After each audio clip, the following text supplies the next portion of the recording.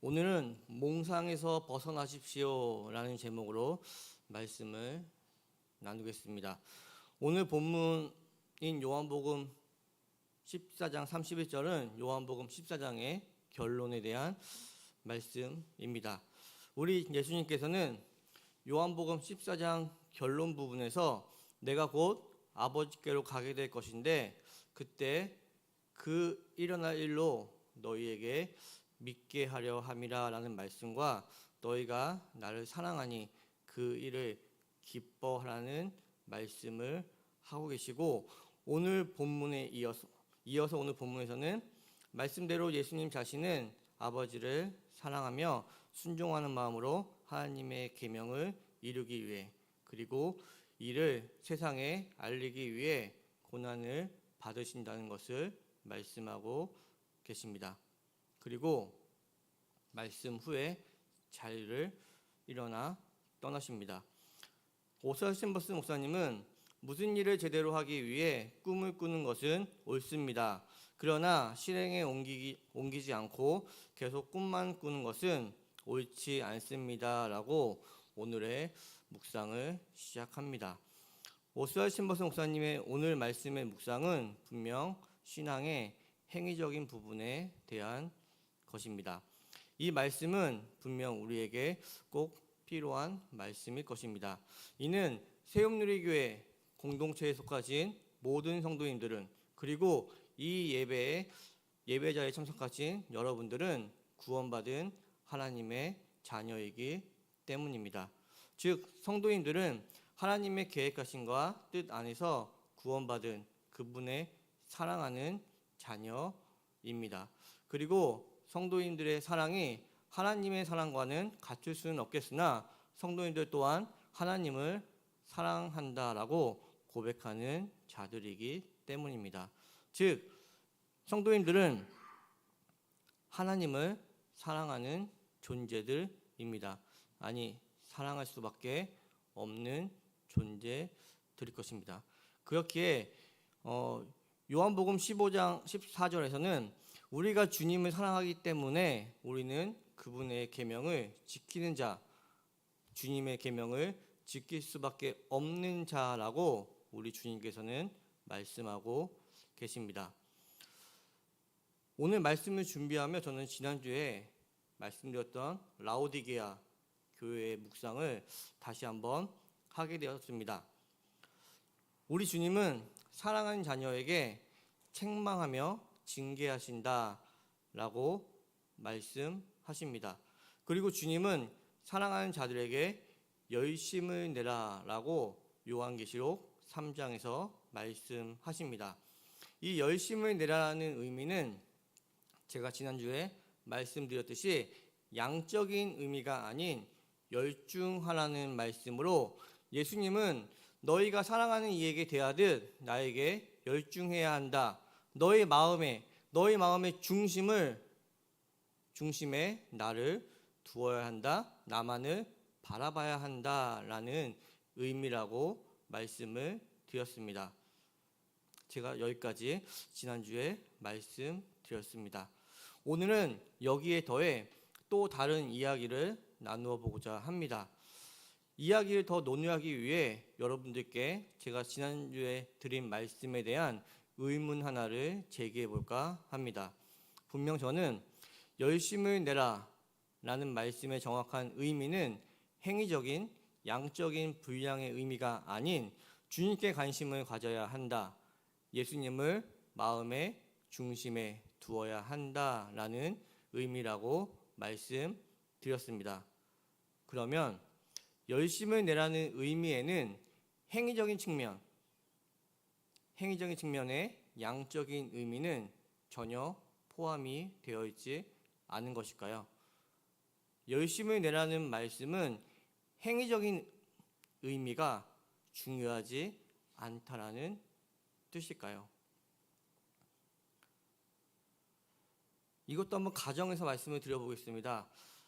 성도님들이 정말 사랑하는 사람이 있다라고 가정해 보겠습니다. 여러분들은 그 대상을 너무나 사랑합니다. 그래서 여러분들의 관심이 온통 그에게만 있습니다. 여러분들은 그만을 바라보며 여러분들 마음의 중심에는 그만이 있습니다. 여러분들이 어떤 대상을 정말 사랑하신다면 당연히 그 사랑하는 대상에 대해 열중하실 것입니다. 그렇다고 다시 말씀드리면 여러분들이 어떤 대상을 정말 사랑하셔서 그 사람에게 열중하신다고 해서 여러분들의 사랑에 대한 생각만 하고 계신 분이 있으실까요? 그 사랑의 대상을 놓고 관념 속에서만 그 사랑을 확인하며 다짐하며 표현하시는 분 계신가요? 아마 아무도 없으실 것입니다. 왜냐하면 이러한 모습은 너무나 비상식적인 모습이기 때문입니다. 우리가 누군가를 사랑하게 되면 당연히 그 대상에게 관심을 갖습니다. 마음을 쏟고 그만을 바라보게 되어 있습니다. 그리고 그와 동시에 우리는 그 사랑의 대상을 위해 무언가 끊임없이 행동을 하게 됩니다. 그 관심이 행동으로 나아가게 된다라는 말씀입니다. 이건 너무나 당연한 이야기인 것 같습니다. 그래서 오사 스팀버스 목사님은 오늘의 묵상집에서 만일 당신이 사랑에 빠져 있다면 가만히 앉아서 그 사람과 사랑하는 꿈만 꾸지 않을 것입니다. 밖으로 나아가 그 사람을 위해 뭔가를 하게 될 것입니다. 라고 말씀하십니다. 그리고 이것이 예수 그리스도께서 우리에게 원하시는 것입니다. 라고 말씀하십니다. 성도님들, 그리스도인들은 주님을 사랑한다고 고백하며 주님의 말씀을 따르는 자들입니다. 그러나 우리가 생활 속에서 말씀을 따라 움직이기에 그리고 우리의 삶에서 어떤 부분을 행하며 나아가기에 우리에게는 문제, 장벽이 존재합니다. 하나님의 말씀을 따르는 여러분들의 삶 속에서는 선택이 존재하고 분별의 시기가 다가옵니다. 여러분들의 삶은 선택과 분별의 연속일 것입니다. 그때 여러분들은 고민할 것입니다. 묵상이라는 멋진 말을 하며 시간을 보내기도 할 것입니다. 그러나 오늘 묵상집에서 챔버스 목사님은 이를 몽상이라고 칭하며 몽상을 허락하지 말라라고 말씀하십니다. 오늘 본문 말씀에서도 예수님은 말씀을 마치시고 지체 없이 일어나 다른 곳으로 이동하십니다. 오늘 본문 말씀에서 궁금한 것이 하나가 있었습니다. 제자들은 이때 예수님의 말씀을 제대로 알아들었을까? 였습니다. 이후 제자들의 모습을 보면 이 당시 제자들은 예수님의 말씀을 제대로 알아듣지 못했음을 알 수 있습니다. 예수님의 제자들은 제대로 알아듣지 못했음에도 그들은 예수님을 따라 복음을 배우며 신앙의 놀라운 경험을 해 나갑니다. 이것을 보건대 우리가 무언가를 확실히 알아야만 행하며 나아갈 수 있다라는 말은 좀 무리가 있어 보입니다. 구약 창세기 12장에 나온 아브라함 이야기를 해보도록 하겠습니다. 12장 1절에서 하나님은 아브라함에게 찾아오셔서 고향, 친척, 아버지의 집을 떠나 내가 보여줄 땅, 즉 가나안으로 가라고 말씀하십니다. 즉 하나님은 아브라함에게 너의 생명을 이제 나한테 맡기라 라는 제안을 한 것이고 아브라함은 하나님의 제안을 믿음으로 받아들이며 아버지의 집을 떠나 가나안으로 가게 됩니다. 이후 8절에서 그는 하나님이 예비한 약속의 땅 가나안에 도착하게 됩니다. 그리고 아브라함은 여호와께 제단을 쌓고 여호와의 이름을 부르며 여호와 하나님께 영광을 돌립니다. 그러나 10절로 넘어가면 반전이 생깁니다.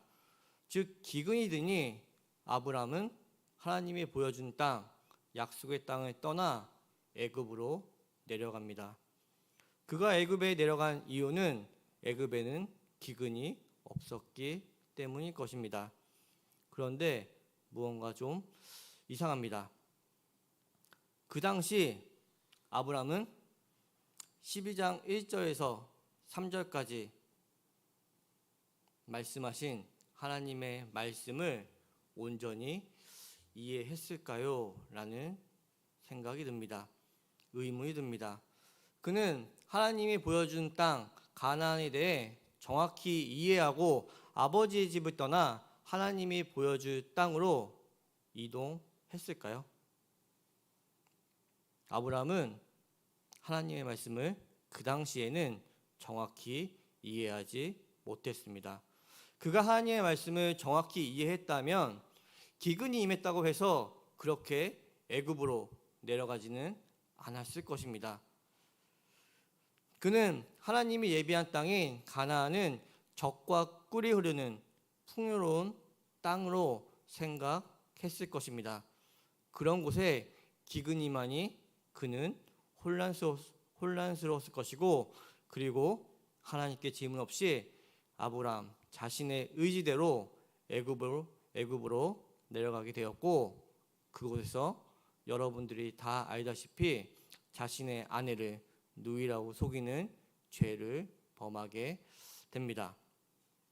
그럼 우리는 아브라함과 같은 잘못을 저지르지 않기 위해 하나님의 말씀이 분명해질 때까지 기다려야만 하는 것일까요? 저는 지금 그런 말씀을 드리고 있는 것이 아닙니다. 아브라함이 애굽에 내려가는 잘못, 그리고 애굽에서 자신의 아내를 누이라고 속이는 죄를 범하였음에도 불구하고, 그럼에도 그는 하나님의 말씀을 따라, 즉 아버지의 집을 떠나 여호와 하나님의 말씀을 따라 그는 아버지의 집을 떠납니다. 성경은 이를 믿음이라고 말합니다. 즉 우리는 모든 것을 알고 움직일 수 없다는 말씀입니다. 우리가 움직일 수 있는 힘은 우리의 지식이 아니고 믿음이라는 말씀입니다. 우리는 믿음의 의지에 움직여야만 합니다. 그리고 우리에게 어떤 행동을 유발하는 힘은 우리의 능력이 아닌 주님에 대한 사랑이어야 합니다. 성도님들에게 믿음과 예수님에 대한 사랑이 있으신가요? 그럼 지금 바로 움직이십시오. 예수님의 사랑을 행하십시오. 믿음과 사랑에 기반한 움직임과 행함일지라도 아브라함의 이야기에서 보았듯이 잘못될 수도 있습니다. 여러분들이 실수를 범할 수도 있다라는 말씀입니다. 그러나 여러분들이 혹시 잘못된 길로 갈지라도 우리 주님은 여러분들의 믿음과 주님에 대한 여러분들의 사랑을 보실 것입니다. 또한 우리 주님께서는 그분의 사랑하는 자녀가 잘못된 길로 가는 것을 결코 지켜만 보고 있지는 않으실 것입니다. 여러분들이 혹시 길을 잘못 가더라도 우리 주님은 돌이켜 바른 길로 인도하실 것이며, 잘못된 길 가운데서도 여러분들을 보살펴 보호하실 것입니다. 이것이 믿음으로 나아가는 그리스도인의 모습입니다. 이러한 믿음 가운데 오늘도 믿음으로 나아가시고 사랑으로 행하시기를, 그런 귀한 그리스도인 되시길 주님의 이름으로 축복합니다. 함께 기도하시겠습니다. 하나님 아버지 감사합니다. 우리 세움누리교회 성도님들 말씀의 자리로 인도하여 주시고 말씀을 듣고 깨닫게 하여 주심을 감사합니다. 또한 들은 말씀, 깨달은 말씀을 통해 성도인들의 삶을 변화시켜 주실 것 또한 믿습니다. 오늘 말씀을 통하여 성도인들의 삶에서 믿음으로 나아갈 수 있도록 하여 주시고, 주님의 사랑을 통하여 주님의 사랑을 실천하는 귀한 그리스도인들이 되게 하여 주시옵소서. 또한 이러한 삶의 과정을 통해 믿음이 더욱 굳건하게 하여 주시고 주님의 사랑을 더욱 체험하여 알아가는 귀한 새움들의 교회 성도님들 그리스도인 되게 하여 주시옵소서. 이 모든 말씀 예수님의 이름으로 기도드립니다. 아멘. 다 같이